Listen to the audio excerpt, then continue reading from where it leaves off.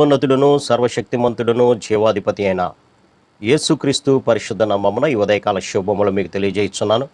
ఇది నా దేవుని యొక్క వాక్య ధ్యానము. నా దేవుని సహాయము వలన ప్రాకారములను దాటుదును. 18వ కీర్తన 29వ వచనము. ఇక్కడ దావీదు భక్తుడు చెబుతున్నటువంటి మాట, నా దేవుని యొక్క సహాయము వలననే నాకు అడ్డుగా ఉండేటువంటి ప్రతి ప్రాకారాన్ని కూడా దాటుతాను అని అంటున్నాడు. అవును ప్రియులారా, దేవుని యొక్క సహాయము లేనిదే మనం ఈ లోకంలో ఏమీ చేయలేం.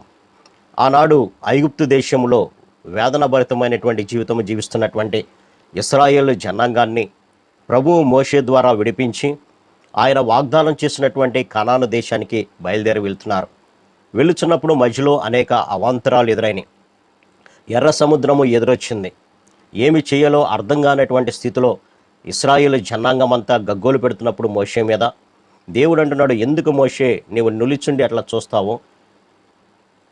దాని మీద నీవు కొట్టు అనగానే వెంటనే అది 2 పాయలుగా మారడము, ఆరిన నేలను ఇశ్రాయేలు జనాంగం అంతా కూడా వెళ్ళటం జరిగింది పిల్లల.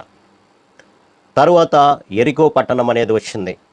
ఈ యొక్క యెహోషువ గ్రంథము 6వ అధ్యాయము 1వ వచనాన్ని గనక మనం గమనించినప్పుడు, ఆ కాలమున ఇశ్రాయేలీయుల భయము చేత ఎవడునూ వెలుపలికి పోకుండాను లోపలికి రాకుండాను యెరికో పట్టణపు ద్వారము గట్టిగా మూసివేయబడెను.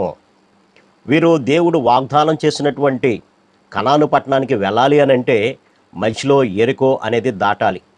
కానీ ఇశ్రాయేలీయుల భయము చేత వారు ద్వారాన్ని మూసివేసినట్లుగా బయటవాడు లోపలికి రాకుండా లోపలివాడు బయటకు వెళ్లకుండా ఆ ద్వారాలన్నీ గట్టిగా మూయవేసి ఉన్నాయి. ఆ యొక్క ప్రాకారములు చాలా ఎత్తైనటువంటి ప్రాకారములుగా మనకు కనపడుతుంది. దానిని మరి దాటి వెళ్ళాలి అని అంటే దారి లేదు. అయితే వారి యొక్క సొంత ఆలోచన చేయలేదు, కానీ ప్రభు మీద ఆధారపడినప్పుడు ప్రభు చెప్పినటువంటి మాట, మీరు 7 దినములు దాని చుట్టూ తిరిగి మహాబోర శబ్దంతో మీరు కేకలు వేసినప్పుడు దానంతటి అదే పడిపోతుందని దేవుడు వాగ్దానం చేశాడు. అలాగే ఇక్కడ వచనాన్ని గనక గమనించినప్పుడు, యాజకులు బోరలు ఊదగా ప్రజలు కేకలు వేసిరి. ఆ బోరల ధ్వని వినినప్పుడు ప్రజలు ఆర్భాటముగా కేకలు వేయగా ప్రాకారము కూలెను. ప్రజలందరూ తమ ఎదుట చక్కగా పట్టణ ప్రాకారం ఎక్కి పట్టణమును పట్టుకొనిరి. ఇక్కడ ఎప్పుడైతే బోరధ్వని వినబడినదో అప్పుడు ప్రజలందరూ కూడా ఆర్భాటంగా కేకలు వేయగా, ఇక్కడ కేకలు అంటే అరుపులని కాదు, కానీ దేవుని స్తుతి, దేవుని యొక్క ప్రార్థన, ఈ 2 కలగలిపినప్పుడు అసాధ్యమైనటువంటి కార్యము కూడా సాధ్యపడుతుంది. వారు దేవుని స్తుతిస్తూ, కొంతమంది దేవుని ప్రార్థిస్తూ ఆ యెరికో గోడ చుట్టూ తిరిగినప్పుడు దేవుడు అద్భుత రీతిగా ఆ యొక్క ప్రాకారాలన్నీ పడగొట్టి వారు చక్కగా ఎక్కున్నట్లుగా సహాయం దయచేశాడు పిల్ల. అలాగే ఈనాడు కూడా మన యొక్క ఆధ్యాత్మిక జీవితంలో భూమి మీద ఉన్నటువంటి మనము ఈ లోకం నుంచి దేవుడు ఏర్పాటు చేసేటువంటి నిత్య రాజ్యానికి మనం వెళ్ళేటువంటి మార్గంలో ఇటువంటి యెరికో గోడలు భయంకరమైనవి ఎన్నో ఎదురవుతూ ఉంటాయి. అనగా ప్రాకారం కలిగినటువంటి పట్టణాలు ఎన్నో ఎదురవుతూ ఉంటాయి. అనగా మన యొక్క విశ్వాస జీవితంలో అనేక అడ్డంకులు కలుగుతూనే ఉంటాయి. అది మన యొక్క ఆలోచన ద్వారా కానివ్వండి, మన చూపుల ద్వారా కానివ్వండి, మన కోరికల ద్వారా కానివ్వండి, విశ్వాస జీవితాన్ని నుంచి పడగొట్టడానికి, ప్రార్థనా జీవితాన్ని నుంచి పడగొట్టడానికి, పరిశుద్ధమైనటువంటి జీవితం నుంచి పడగొట్టడానికి అనేకమైనటువంటి అడ్డంకులు కలుగుతూనే ఉంటాయి. అయితే ఈ అడ్డంకులన్నీ కూడా అధిగమించి మన విశ్వాసాన్ని, మన యొక్క ప్రార్థనా జీవితాన్ని, మన యొక్క పరిశుద్ధతను కాపాడుకుంటూ దేవుని సన్నిధికి చేరాలంటే మనం చేయవలసింది పట్టుదల కలిగినటువంటి ప్రార్థన, పట్టుదల కలిగినటువంటి స్తుతి.